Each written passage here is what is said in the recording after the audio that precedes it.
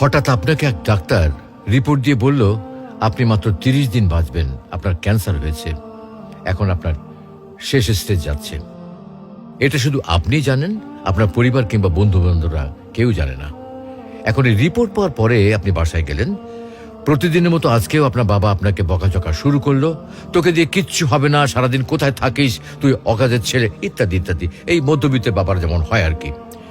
তখন কি প্রতিদিনের মতো আজও আপনি তর্ক করা শুরু করবেন, নাকি প্রাণ ভরে বাবার বকাগুলো শেষবারের মতো আরেকবার শুনে নেবেন?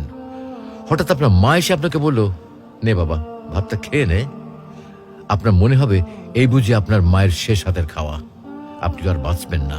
আপনি পরম তৃপ্তি নিয়ে খাবেন এবং আপনার কাছে মনে হবে এটা আপনার শ্রেষ্ঠ খাবার, যদিও ডাল ভাত হোক না কেন। আপনি বের হলেন, পুরনো এক বন্ধুর সাথে দেখা, আপনি যাকে মোটেও সহ্য করতে পারেন না, সবসময় তার সাথে কথা কাটাকাটি হয়, আজকেও সে আপনাকে কিছু কথা শুনিয়েও দিল।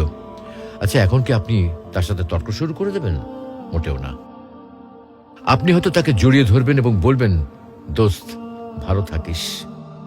আচ্ছা জানেন, আমরা এখন মৃত্যুর কথা ভাবতেই চাই না, এ থেকে আমরা পালিয়ে বেড়াতে চাই।